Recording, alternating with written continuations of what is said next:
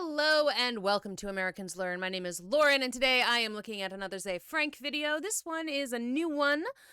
True facts, not dead opossums and their weird offenses. I am looking forward to learning about possums. I've always liked possums. I think they're kind of fun. Like, I've always kind of thought they're a little cute. Although, apparently, before I moved into my house where I currently live, a possum got into the house when my roommate was living here, and they didn't know it was there until she, moved a sweater or something, and it was just there. Horrifying. It took them a while to get it out of the house. The point being, I like possums when they're outside, and I do get to see them a lot. They're around the area. Like, there's quite a few of them. But I'm looking forward to seeing what Zay Frank is going to have to say about them. And I didn't know they had more defenses than just playing dead. Brilliant. On a scale of 1 to dead, how dead is this opossum? Why do some snakes do this? Are they drunk? And will this opossum live to see another day? You're about to find out. I know what you're thinking. Wouldn't want to meet one of those in a dark alley. No, you need a nice bright alley so you can get a good look at that face. Looks like a number 2 pencil got busy with a werewolf got busy with a werewolf. But opossums like this one, punctuation. But opossums like this one are lovers, not fighters. And when I say opossum, I mean the ones in the Americas in the order Didelphimorphia, not the possums that live in Australia. Very different animals. Way to screw things up, Australia. Oh, he's going to say opossum every single time, isn't he? I just always was possums. Regardless of if there's an O in front of it, it's still a possum. It's still a possum. There are 126 species of opossum, but only one lives in North America, the Virginia opossum. But down south, there's a woolly opossum, a big-ear opossum, fat-tailed, short-tailed, even a four-eyed opossum. But you'll notice none of them are called the two-headed opossum. It wouldn't help distinguish them, because in all these species, the males have a two-headed penis. Now, I can show you one, but only if you show me the one you're imagining first. All right, we'll do a drawing. How's that? Now, the opossum penis is like the double-barrel shotgun of the penis world. Split down the middle and each side connected to its own testicle. 2 shots. Surprisingly, science tells us this is not designed for nasal sex, but rather for the 2 vaginas and 2 uterus. Surprisingly. And now they've got 2 vaginas and 2 uteruses. Seems like a lot. Seems extra. That female opossums have up in their business. Now, the signs that opossums are actually quite agreeable start early. Take a look at this opossum sperm. Jerry, those are pool noodles. Thank you. I know what you're thinking. 2-headed penis, 2-tailed sperm makes sense. But those are actually 2 individual sperm cells that came together. Inside the male opossum, when 2 sperm cells meet, they will often rotate around each other until they line up in a particular way, which causes the heads to stick together. But more importantly, for their tails to start beating in synchrony. When they start to do that, the pair can swim straighter and faster with less energy than if they were alone. And single unpaired sperm have a tendency to swim in circles. In any case, when a pair reaches an egg cell, they split apart, shake hands, and may the best sperm win sort of thing. This sort of collaboration happens in quite a number of animals. Here's bull sperm, for example. Here's ant sperm. Looks like 2 sperm gangs are about to rumble. The science hippies call it forming a sperm train. It's a good title for a movie, a buddy comedy. No? 2 best friends wind up falling in love with the same girl. Or something like, many get on board, but only one will arrive. Sperm train. I like that he's doing like a Liam Neeson impression here. Like a Liam Neeson does an American accent impression. Coming soon. No, too obvious. Anyway, when one of these little bastards finally gets inside of an egg cell, that's when it starts to get stressful. This little blobule here only has about 2 weeks to grow inside of mama. Opossums are marsupials, and the rudimentary placentas they have aren't enough to protect the babies and keep them safe from their mother's immune system. So, these little parasites get kicked out early. Things start moving quickly around day 9, and by day 11, they look a bit like the love child of Charizard and Casper the Ghost. Looks like a Haunt Me Elmo doll, like a space gopher. Looks like a tardigrade trick-or-treating as Barney. And by day 13, it's time for these little zombie gummy bears to leave. That's a little bit more horrifying, but it was cute in the black and white picture. At this point, they're around the... That's cute again. We're back. We've circled back around to cute. ...size of a bee and blind. But during development, a few things were fast-tracked to help with what happens next. Those cute little claws there are actually temporary and will fall off. but not until after they've helped the baby crawl unassisted from the birth canal to the mother's pouch. That's 4 or 5 body lengths, and they do it blind. Wow. Without sight, they rely on their precocious little snout to smell and feel their way to the nipples. Once they get there, they can use their surprisingly strong tongues to help latch on tight until the nipple inflates inside their mouth to form a tight seal. On average, opossum mommies have 13 nipples. In this case, 13 isn't unlucky. You know what is? 14.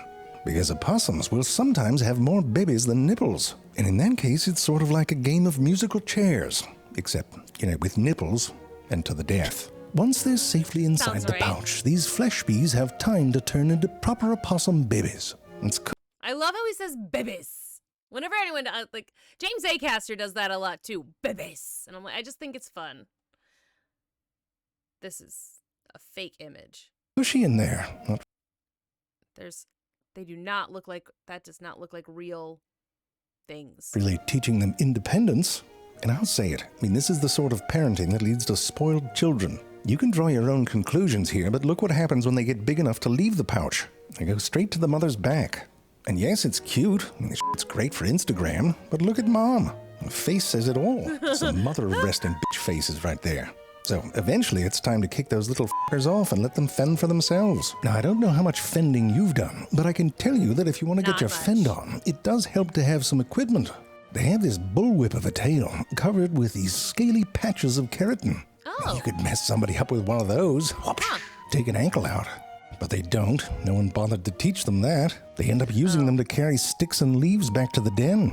I guess they're good for balance, and when they're young, they can hang upside down on them. And by adulthood, they're too heavy. Oop, didn't see the tree there?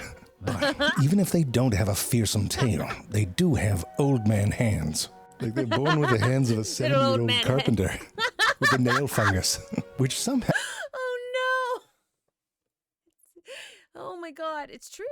And how is this going to backfire on them, huh? Now, always seems to look like they're short a finger. They're not, and their back feet look even more like old man hands. You've got a little opposable big toe and butt cheek palms. Palms that are covered in friction ridges for maximum grippage. Makes for a memorable handshake, a foot shake, but not exactly a weapon. But who needs fearsome claws when you have those teeth, right? Oops, looks like you got a little salad stuck in there. And if you're counting, there's 50 of them, the most of any land mammal. And they've got this Wow. bony ridge up top where muscles attach, so they can chew right through the bones of a mouse. But you can't bring a nutcracker to a fist fight, am I right? I am. And at the end of the day, all these open-mouthed, toothy displays are mainly just bluster. So, overall, a bit short on the defense. I'm telling you, lovers, not fighters. However, let me tell you something. They can stand still. Like those dudes dressed up as the Statue of Liberty busking for change on the promenade sort of standing still. I'm talking mime-level shit. Wow. You know what my mother used to say? ABC, always be learning, because she never learned how to spell. But it is true, and Brilliant.org is where you learn by doing, with thousands of lessons in math, data analysis, programming, and AI. And those are the backbones of the most interesting careers around right now. Now, if learning to true. program sounds intimidating, Brilliant Yes. meets you at your level, and you can go at your own pace. Basic algebra was my own level. No. What's addition? Arithmetic. 5 times a half? That's not easy. That's not. Stop it. I can't do any of this math. I'm so useless. Brilliant meets you at your level, and you can go at your own pace. Start off with drag-and-drop editors that let you code from the get-go. Brilliant is designed to be fun and get all that learning to stick. It's not memorization, but rather a chance to play with concepts and problem-solve interactively. And that turns out to be 6 times more effective than watching video lectures. Before you know it, you'll be analyzing and generating text with Python. One step closer to building that passive-aggressive chatbot to automate text with your in-laws. Always great to see you, winky face, winky face. To try everything Brilliant has to offer for free for a full 30 days, visit brilliant.org/ZayFrank or click on the link in the description. You'll also get 20% off an annual premium subscription. Give it a All right. look-see. If you want to do any of that, the link for his thing is in my description. So I will link you to his video, and you can check out his brilliant thing from his video over there. Also, if you're looking at our description box, we've got other channels too. We've got channels called the Chicago Reacts, lots of other kinds of reacting there. We also have Chicanime, where there is a lot of anime. Shockingly, there's a link to our Patreon down there. That one also has like the full anime episodes. It also has like some movies that are over there. There's some like TV shows occasionally that, like, I think right now Jess and I are watching Will and Grace over there, or at least we've a couple episodes of that. So I'm just saying there's things over there under our description box. See, today, Brilliant has been a long-time sponsor of this show, and I'm a fan. Where were we? Oh, right. This "oh now freeze" response is actually quite common. I bet you've done it. See some jackass friend of a friend come round a corner. "Oh now freeze." Hope they don't see you. Just blend into the background. Like a deer caught in the headlights. Just gonna move you right over here. Rabbits, they're good at this sort of thing. Jerry, did we have to buy the footage for this? I mean, it's just standing still. We could have done a photo.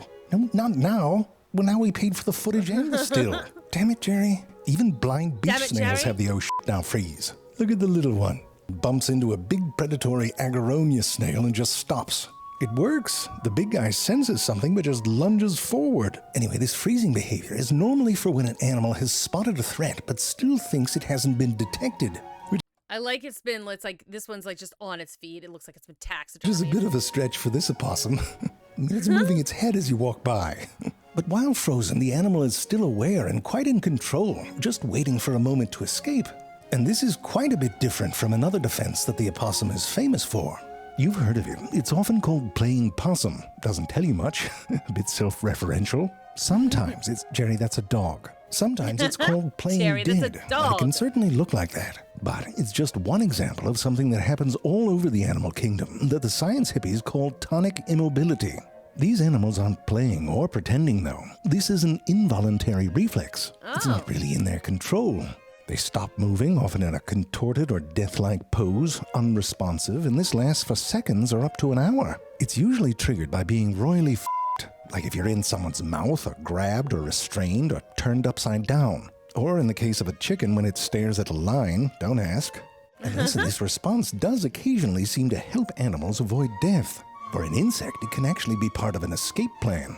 If you're holding onto a leaf like this wood tiger moth and you suddenly go stiff, you drop to the underbrush and disappear. Same thing if you're flying. Pew! Unexpected.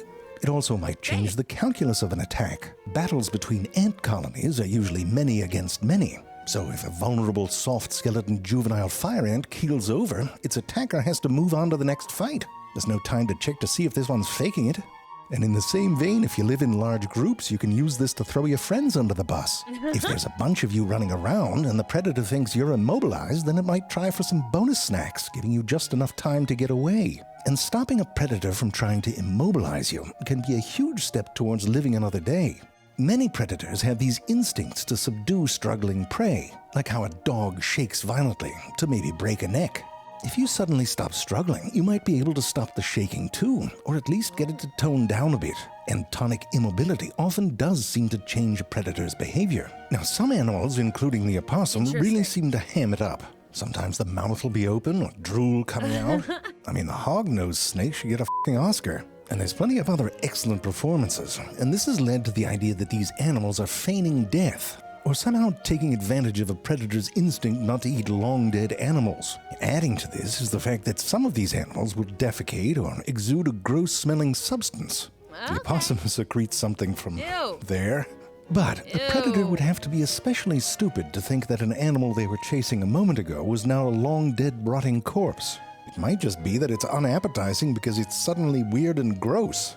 Or in some cases, like with this pygmy grasshopper, the pose that they get into makes it harder for a frog to eat them.